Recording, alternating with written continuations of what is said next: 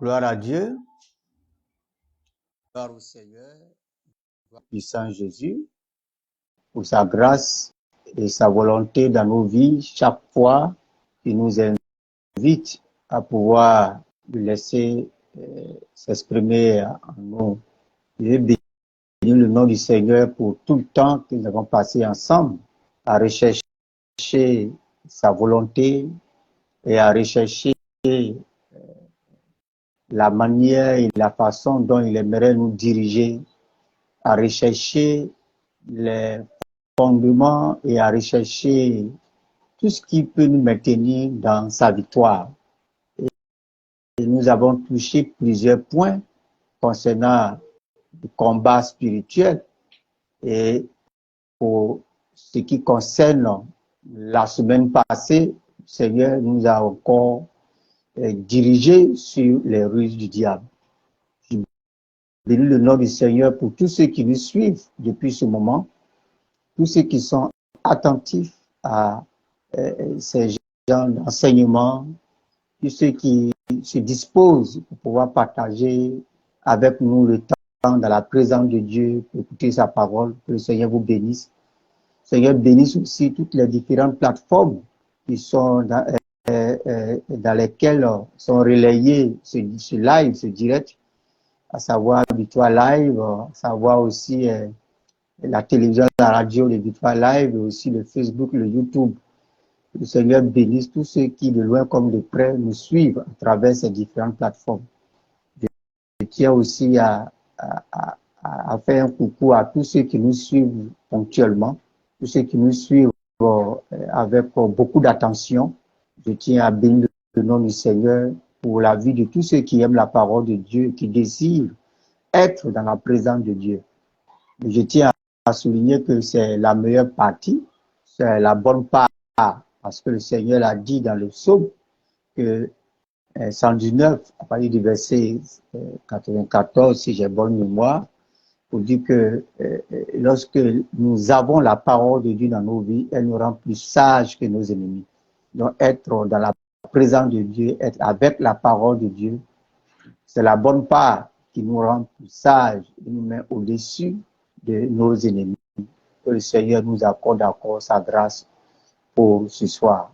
Je vais prier, nous allons continuer encore dans le même esprit que le Seigneur a toujours disposé à notre faveur sans mesure. Seigneur, merci pour ta bonté dans nos vies, pour encore cette opportunité pour nous parler de la bataille spirituelle. Aide-nous à comprendre selon la mesure que tu voudras, afin d'être maintenus toujours dans la victoire au nom de Jésus. Amen. Nous avons vu la semaine passée que le diable utilise la ruse pour pouvoir faire chuter les serviteurs de Dieu. Adam a eu le grade de serviteur de Dieu au-dessus de tout serviteur de Dieu à part Jésus. Et Ève a eu le grade de la servante de Dieu au-dessus de tout servant de Dieu à part Jésus. Et nous remarquons que malgré le statut de serviteur de Dieu, le diable a réussi à pouvoir les faire tomber. Et l'arme que le diable a utilisée pour pouvoir les maintenir sous son contrôle, c'est la ruse. C'est pourquoi il faudrait faire très très attention pour ne pas dire que ce qui est en train d'être dit ne te concerne pas. Celui qui refuse de comprendre cette vérité s'expose lui-même à la ruse du diable. Il risque de tomber. Le premier homme, Adam, était très bien, mais par la ruse, il a perdu la confiance du Seigneur et il a été, lui et tous ses descendants, mis sous la puissance du malin. Et il faudrait donc faire très attention. Nous et le peuple de Dieu, et partout où nous sommes, même en tant que père de famille, nous pouvons tomber par la ruse du diable et ensuite diriger et conduire tous ceux qui veulent nous suivre aussi dans la défaite. Je me rappelle bien d'un frère qui est allé à une formation pastorale au Nigeria. et il est allé, il a fini sa formation.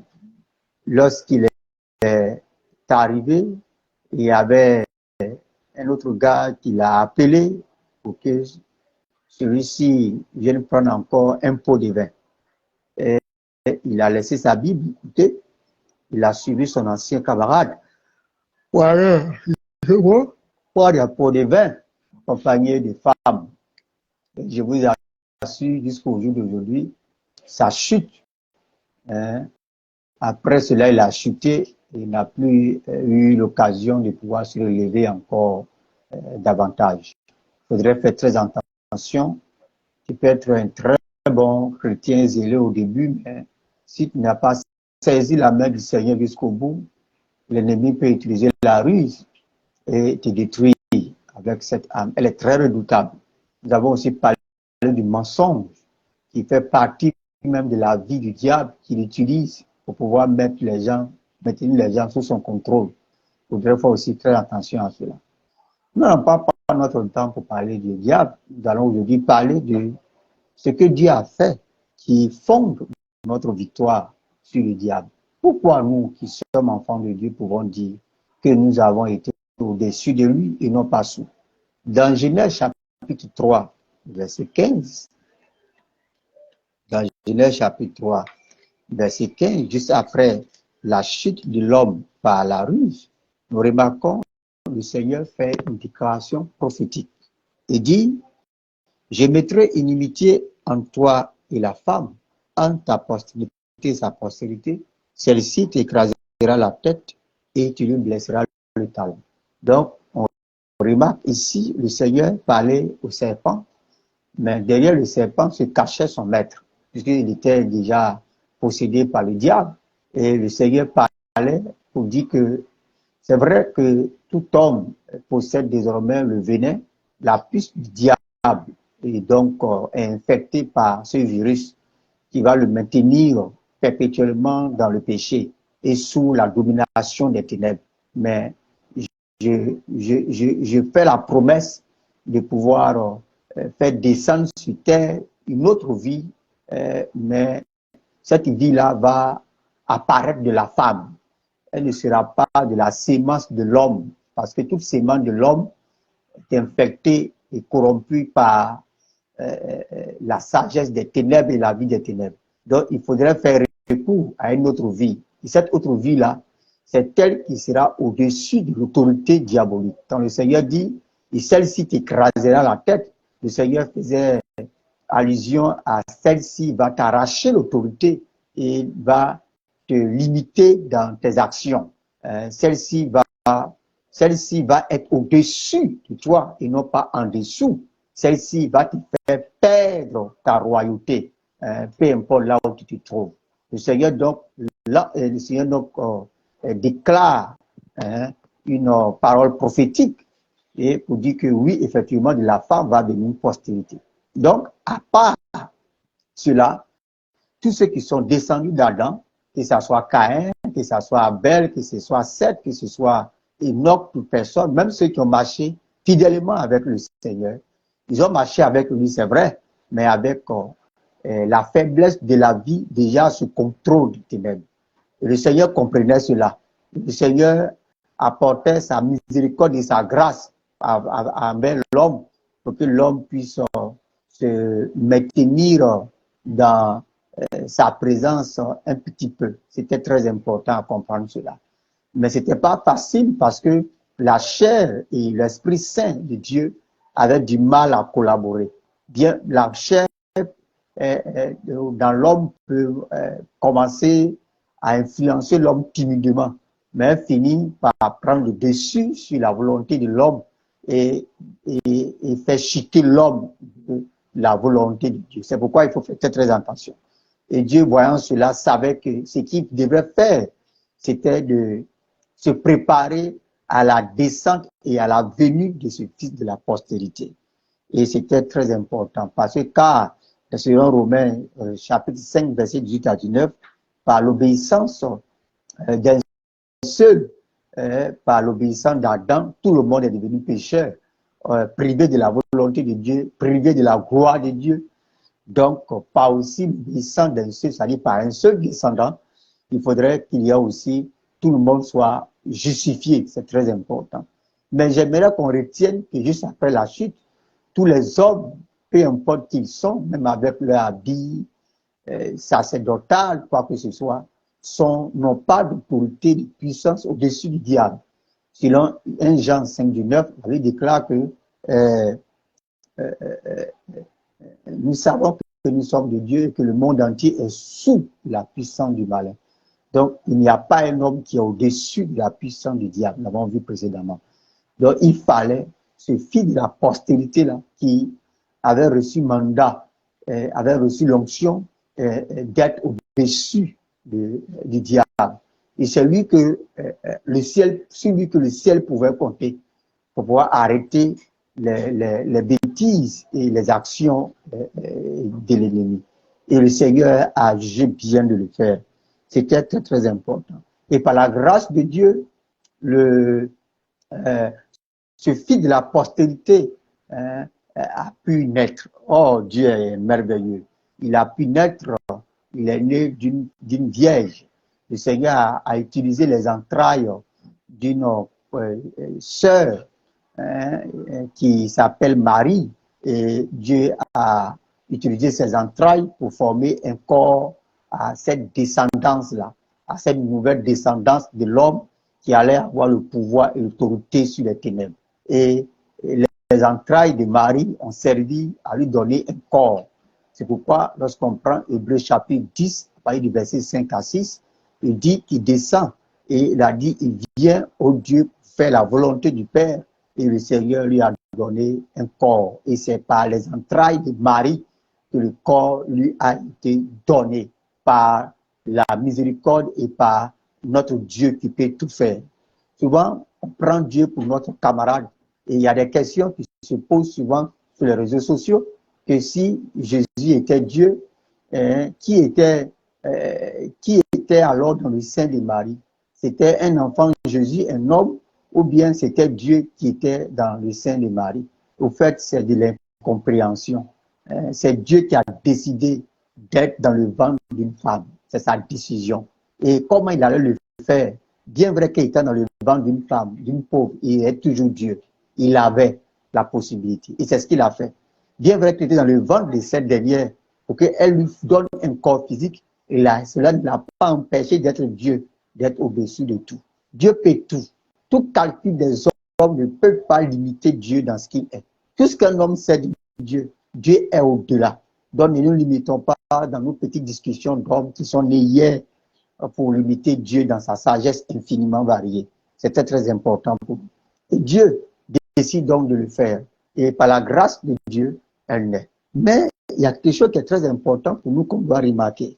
Dans Matthieu chapitre 2, nous allons, je vais lire le texte par la grâce de Dieu pour que nous puissions comprendre quelque chose de très, très, très, très important. Dans Matthieu chapitre 2, nous sommes en train de conduire la barre de notre victoire sur le diable.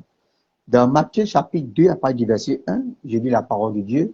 Jésus étant né à Bethléem en Judée, au temps du roi Hérode, voici des mages d'Orient arrivèrent à Jérusalem et dirent, où est le roi des Juifs qui vient de naître? Car nous avons vu son étoile en Orient et nous sommes venus pour l'adorer.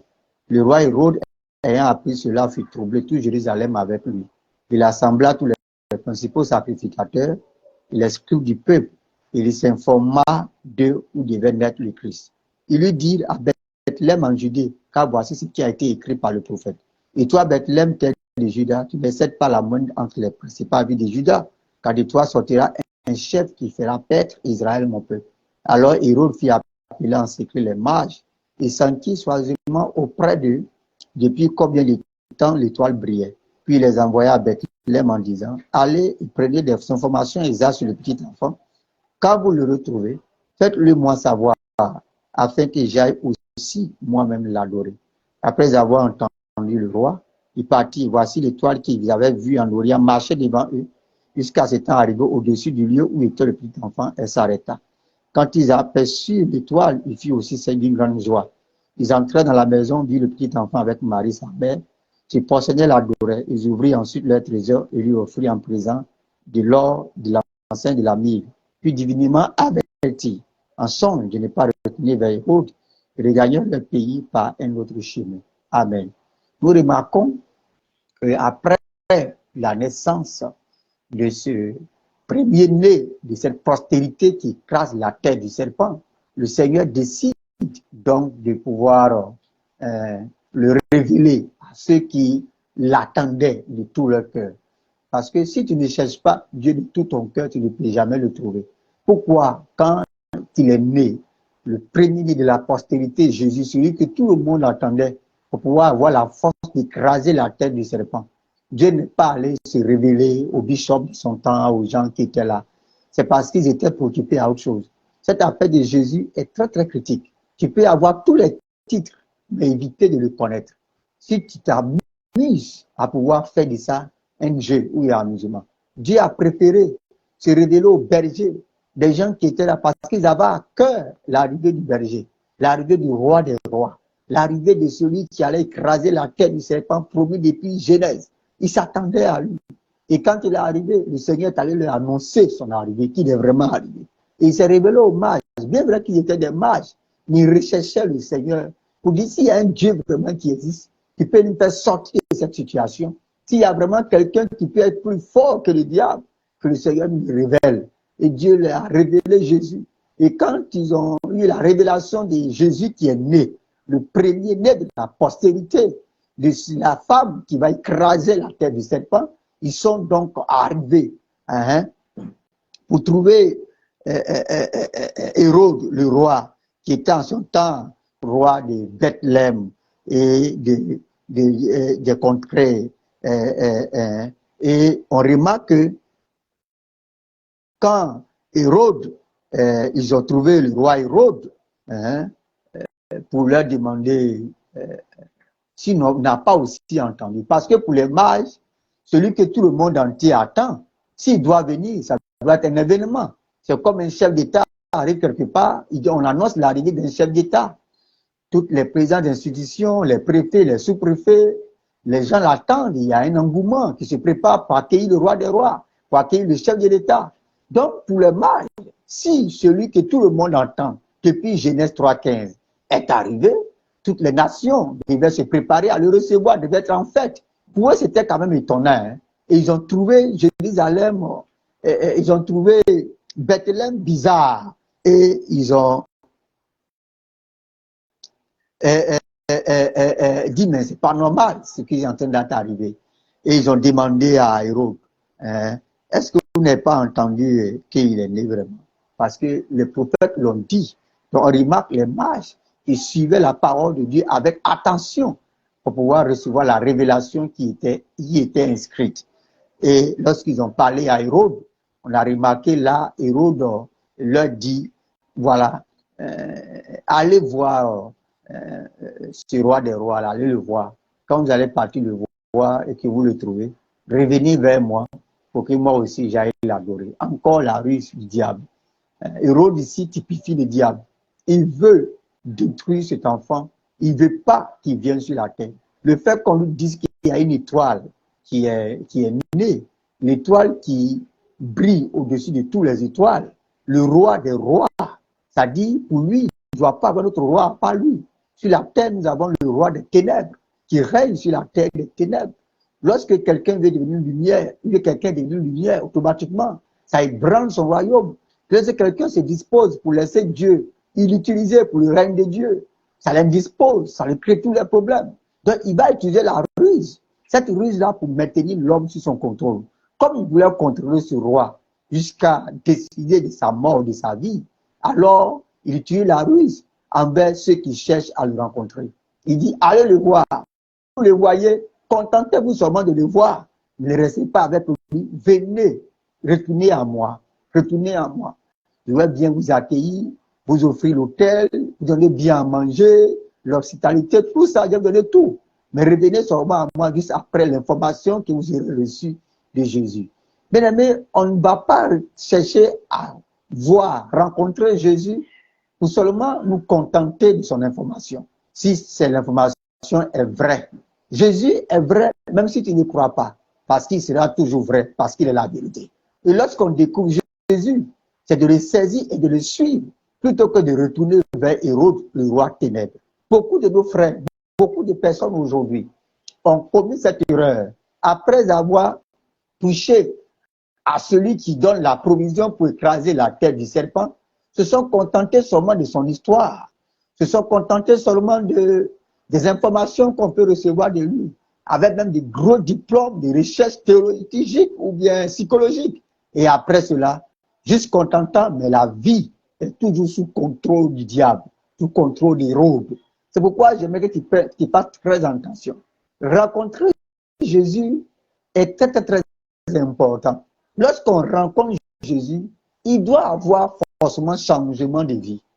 Il doit avoir forcément quelque chose qui se passe dans notre vie. Mais si on garde l'information que nous avons de Jésus dans notre tête seulement, on peut même aller en Israël pour avoir toutes les informations en temps réel. Mais c'est juste des infos pour nous qu'on garde. C'est que notre vie soit transformée, c'est qu'on a un problème sérieux. Le problème du combat spirituel, c'est qui va contrôler ton âme? Qui va être le maître de ton âme? Qui va être celui qui va alloger dans ton esprit pour diriger ton âme et ton corps à accomplir sa volonté? Qui? C'est là l'enjeu de cette bataille. Donc, quand il y a l'information sur les ténèbres, quand tu as l'information sur le diable et que ton âme est sur le Seigneur, c'est ce que je veux dire, si tu as l'information sur Jésus-Christ, le premier-né, et que tu ne cherches pas à être son descendant, tu ne cherches pas à naître de lui, pour faire partie de lui, et que ta vie n'est pas véritablement changée en sa conformité, c'est que tu as un problème sérieux. Tu n'as rien compris de la révélation de Jésus pour toi. Hérode a dit, allez me ramener vers moi, revenez vers moi. Mais ces mailles ne sont pas allés vers Jésus parce que le Seigneur les a avertis de ne pas retourner vers Hérode. Mais ce que j'aimerais dire ce soir, c'est que toute base de victoire pour nous dépend de cette postérité.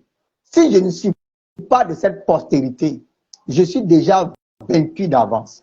Donc pour Dieu, son âme commence par la vie qu'il nous donne. Parce qu'on ne peut pas manier l'âme contre le diable si on ne change pas d'abord la vie qui n'est pas sous son contrôle. Si ta vie est sous contrôle des ténèbres, elle ne peut pas manier l'âme qui peut écraser la tête du diable. C'est pourquoi il est important pour nous de comprendre que tout dépend de la vie qu'on a. Jésus est venu afin que sa vie soit notre vie, la mienne, pour que cette vie qui est la vie dont le diable a tout fait sans arriver à la vaincre, nous soit accordée. C'est pourquoi il est mort pour tuer notre ancienne vie avec lui, la chair, enterré pour l'enterrer, et ressuscité pour que sa vie nouvelle, sa vie qu'il a vécue avec elle, ça sur la terre, au-dessus des ténèbres, nous soit accordée.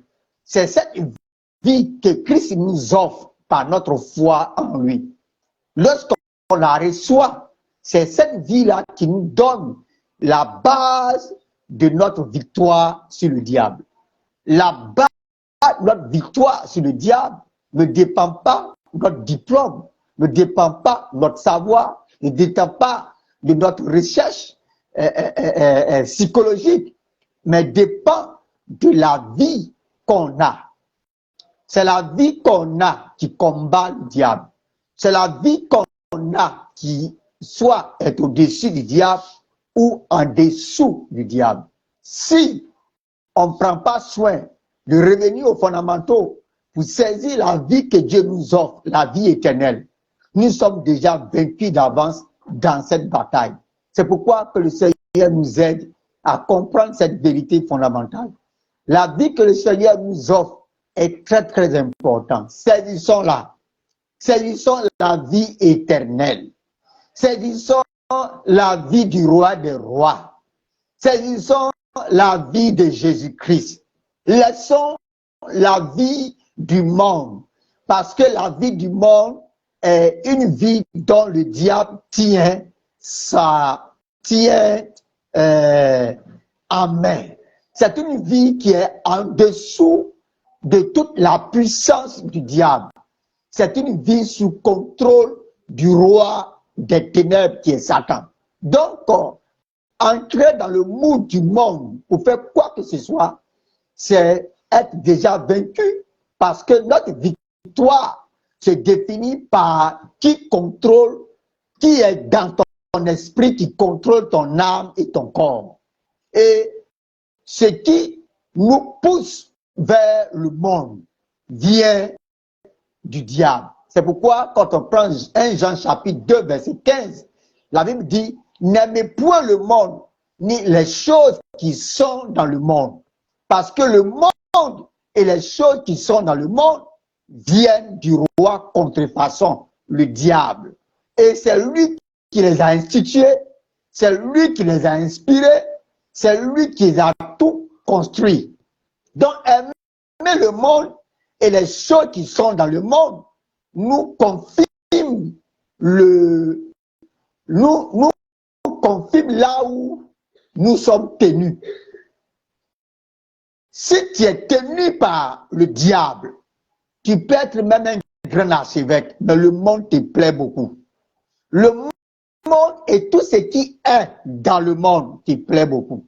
Mais quand réellement Christ devient une vie pour toi, le monde et tout ce qui est dans le monde te fait pitié. Au fait, c'est une abomination devant toi, comme une abomination devant le Seigneur. Tu te réserves pour plaire à ton Seigneur en toute transparence, en toute efficacité et en toute simplicité.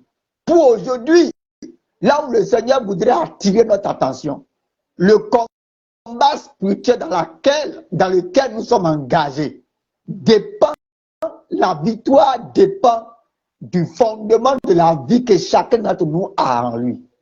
Qui est-ce qui est en toi? Parce que 1 Jean chapitre 4, verset 4 est clair là-dessus. Il dit, vous les jeunes là, vous avez la victoire, non pas parce que vous savez beaucoup vous amuser, non pas parce que vous avez assez de muscles, mais la jeunesse a la victoire sur Satan à cause de celui qui est en vous, qui est Jésus. Quand Christ devient ta vie, alors la victoire sur le diable est assurée.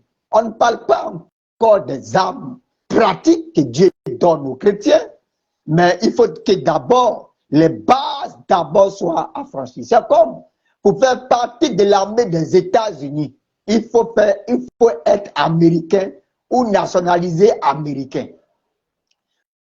Lorsqu'on n'est pas américain ou nationalisé américain, ce serait quand même difficile pour eux de nous insérer dans leur armée parce qu'on ne sait jamais.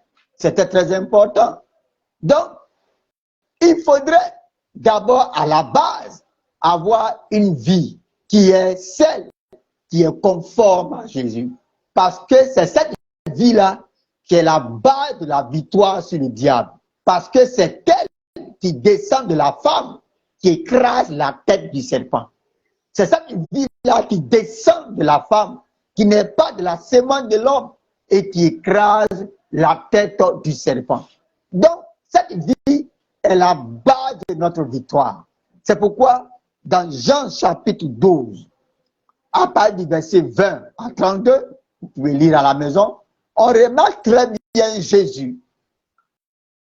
Lorsque des Grecs sont venus le voir, avec tout l'honneur et tout le label que cela pourrait donner à son ministère, Jésus ne s'est pas focalisé sur ça.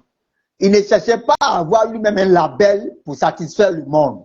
Il cherchait à plaire à son Père et à accomplir fidèlement la mission qui lui revient. Et qu'est-ce qu'il a fait? Nous remarquons le Seigneur Jésus-Christ. Lorsque André et Philippe, après avoir pris connaissance de l'arrivée de ces Grecs, sont allés le voir. Et Jésus a dit, l'heure est venue où le Fils de l'homme doit être glorifié. Oui, l'heure est venue où le Fils de l'homme doit être glorifié. Parce que je suis venu non pas pour chercher à que les hommes apprécient ou disent quoi que ce soit du ministère, mais c'est pour accomplir ce que le Seigneur a dit me concernant. Je suis un grain de blé, c'est vrai, mais qui est tombé en terre, je suis au milieu des hommes.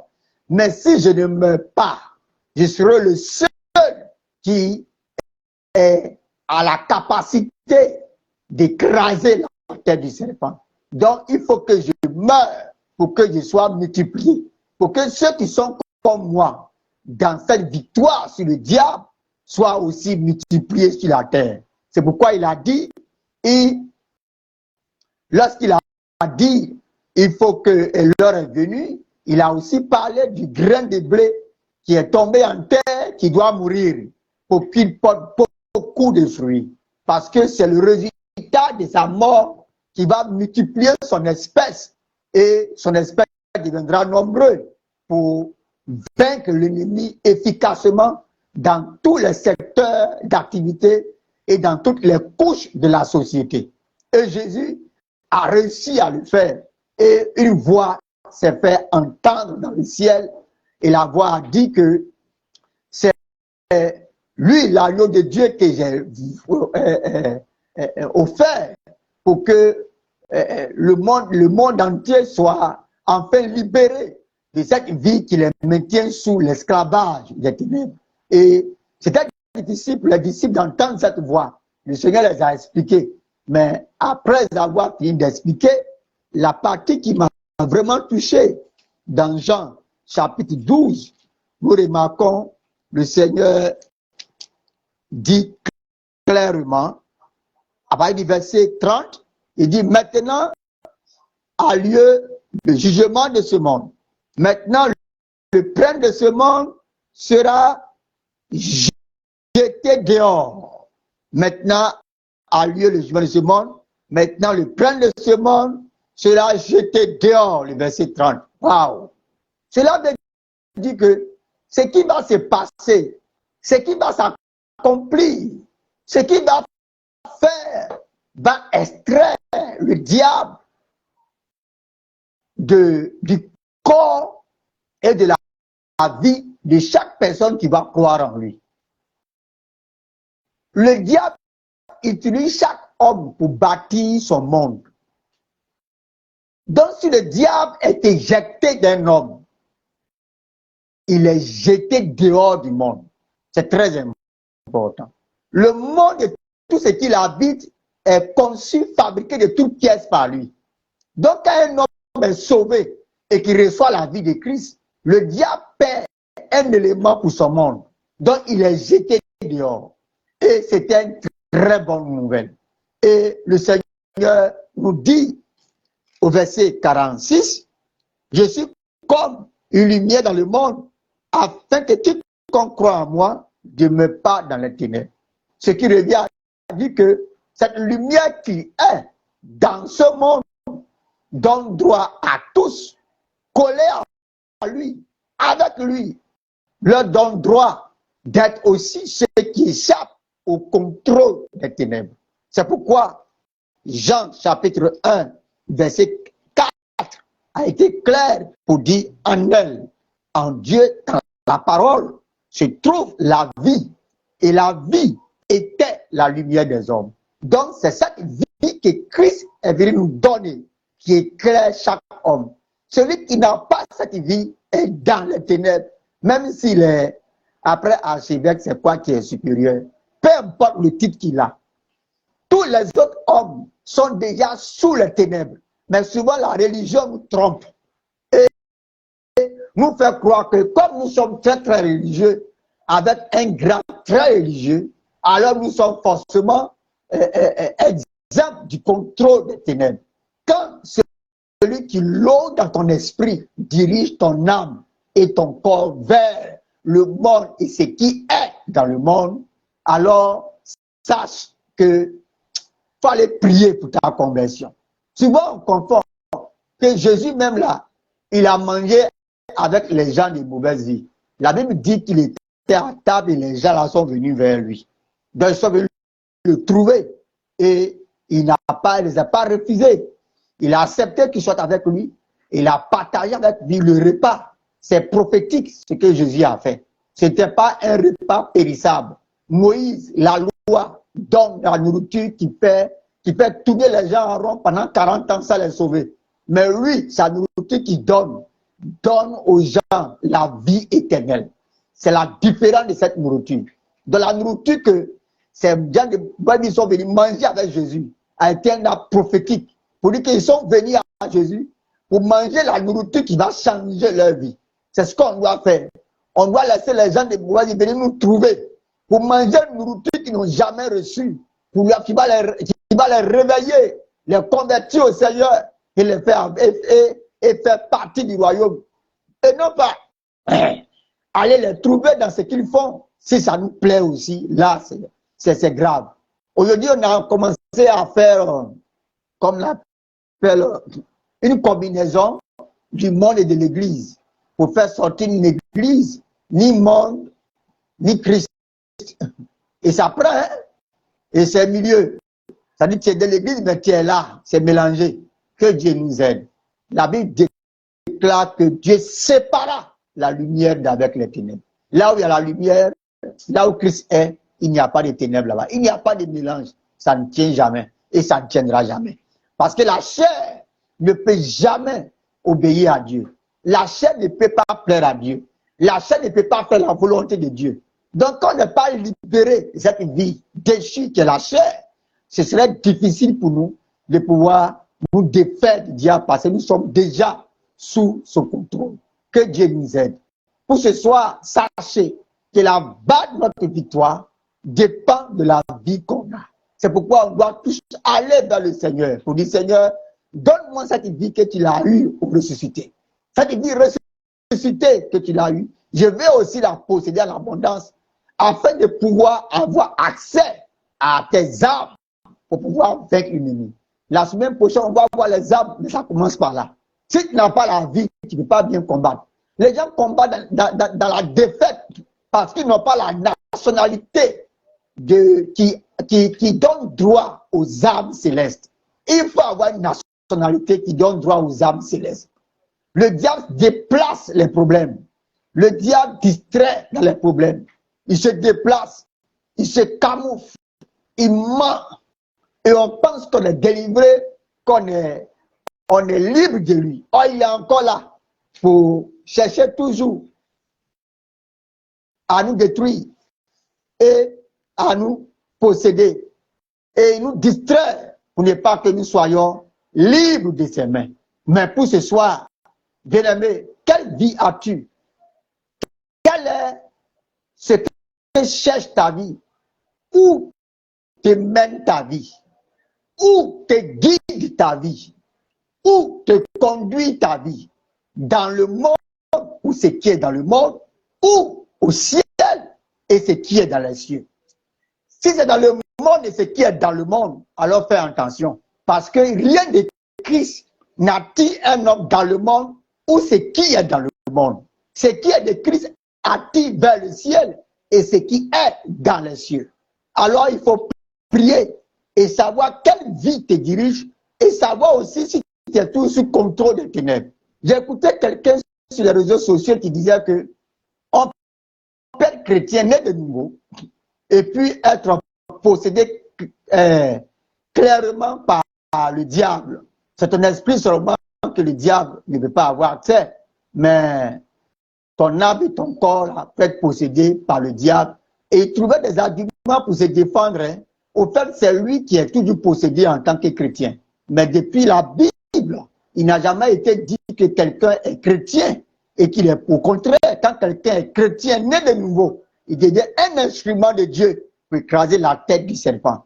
Alors, le diable n'étant pas divisé contre lui-même, ne peut pas accepter que quelqu'un qui le possède puisse venir encore essayer de le chasser. On a vu les 7 filles de Sheba. C'était très important. Et arrêtons de distraire l'opinion avec ces gens de messages qui ne font pas avancer. Si nous-mêmes, en tant que serviteurs de Dieu, les démons encore nous troublent, c'est qu'on a un problème d'identité. Car là où est l'Esprit du Seigneur, là se trouve la liberté. Jésus a été clair. Si le Christ vous a franchi, vous serez réellement libre. Avant la croix, Pierre avait trop de problèmes. Parce que la croix, Jésus n'avait pas encore accompli tout ce qu'il fallait faire à la croix pour qu'un homme soit libre de l'occupation démoniaque. Et quand Jésus a accompli ce qu'il allait faire à la croix, et que les frères ont reçu du Seigneur Jésus-Christ son esprit comme annoncé, ils n'ont plus jamais eu affaire à quoi que ce soit les ténèbres. Nous qui sommes nés de la Pentecôte, nous qui sommes nés du Seigneur, nous avons reçu le pouvoir par la vie du Christ qui est en nous, d'écraser la tête du serpent dans toutes ses dimensions. Donc, n'aie pas peur, seulement cherche la vie qui doit désormais prendre le contrôle de toi. Et Jésus est venu te donner la vie. Car Dieu a tant aimé le monde, que tu sois chrétien, que tu sois déjà croyant ou pas, il y a une seule chose qui est nécessaire. Car Dieu a tant aimé le monde qu'il a donné son Fils unique, il a donné Jésus, afin que par Jésus, nous puissions recevoir la vie qui est éternelle. La vie qui nous maintient dans l'éternité avec lui. La vie qui nous dirige dans l'éternité. Lorsque nous avons cette vie, nous avons accès aux âmes célestes qui mettent hors d'état de nuit le diable dans tout l'environnement où le Seigneur nous affecte. Quelle est la base de notre victoire? Notre victoire se trouve dans celui qui est en nous et non pas dans ce que je sais faire. Quel est le fondement de ma victoire? Le fondement de ma victoire, c'est Satan. Ne dépend pas de toutes les richesses matérielles et financières que j'ai, mais dépend de celui qui est en moi. Celui qui est en moi, il s'appelle Jésus. C'est lui qui est la vie qui est là. Et les preuves sont là, palpables. Je me rappelle très bien d'une sœur qui dit qu'elle est chrétienne. Mais chaque fois, lorsqu'on prie pour elle, le pasteur remarquait que les choses se répétaient. Et Dieu ouvre les yeux du pasteur pour dire, toi, elle est une briseuse de foyer. Elle a brisé le foyer d'une sœur avant. Une sœur qui aimait le Seigneur. Lorsqu'elle a fini de briser son foyer, après cela, elle allait se convertir. Elle s'est mariée. Et son mari aussi l'a laissée pour une autre femme. Mais c'était difficile pour elle de reconquérir. Et le pasteur lui a demandé, toi-même, as-tu déjà brisé un foyer dans le passé? As-tu un remords? Répands-toi. Répands-toi. Et prie pour que tous ceux que tu as fait du mal, regarde, tu m'entends, tu as déjà attaché quelqu'un avec petit, tu as mis en bas des cailloux dans WC. Toi, tu te cherches, Jésus sauve-moi, Jésus aide-moi. Sans oublier que tu as déjà fait du mal à quelqu'un hier chez un marabout, chez un féticheur. C'est de toi que je parle. Et cette dernière s'est rappelée.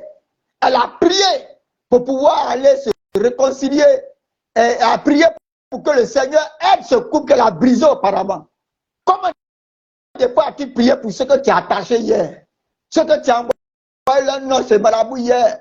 Les filles que tu as détruit la destinée. Ce que tu as infecté hier. Tu te sais toi. Mais ce que tu as détruit hier, oui, Dieu pardonne.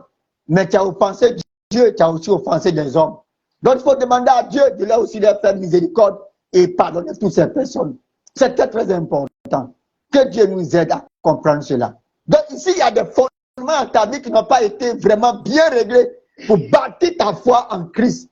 Cela peut être une raison valable pour Satan de te faire porter toujours un faux fardeau. C'est pourquoi revenons aux fondamentaux. Sachons que c'est sur la base de celui qui est en nous que nous avons accès à la victoire. Et que nous pouvons manier les armes pour écraser la tête du serpent et non pas par quoi que ce soit d'autre. C'est seulement le fils de la postérité qui a reçu l'onction au-dessus du diable. À part lui, tous les descendants d'Adam, peu importe leur titre religieux, sont en dessous du diable. Que Dieu nous aide dans cette victoire. Si tu es là, que tu m'entends, c'est le temps de prier. Pour aller vers le Seigneur, pour dire, Seigneur, viens à mon aide. Viens à mon soutien. Je veux que tu m'aides véritablement à pouvoir recevoir ta vie, qui est le fondement de ma victoire sur Satan. Car vous les avez vaincus, parce que celui qui est en vous est plus fort que Satan qui est dans le monde. Que le Seigneur vous bénisse et que sa victoire soit aussi la nôtre au nom de Jésus-Christ. Je vais prier le Seigneur. Seigneur, merci pour ta grâce et ta bonté. Merci pour ta victoire qui est notre victoire. Merci pour ta vie qui est le gage de notre victoire. Merci pour ta vie qui est le fondement et la base de notre victoire sur le diable. Merci parce que c'est grâce à ta vie que nous pouvons manier ton âme. Merci pour ta faveur. Merci pour comment tu es en train de nous aider petit à petit à être éclairés sur l'essentiel qui nous donne la victoire sur l'ennemi. Béni sois-tu pour tes bienfaits et pour tous ceux qui vont m'entendre de loin. Dans le nom de Jésus, nous avons prié. Amen. Que le Seigneur vous bénisse et que sa faveur soit sur tous. Nous allons nous retrouver encore la semaine prochaine pour la suite, pour pouvoir avoir une vie qui puisse bien manier l'âme qui écrase la tête du serpent. L'âme qui nous donne d'être victorieux sur toutes les ruses et les mensonges du diable dans notre environnement.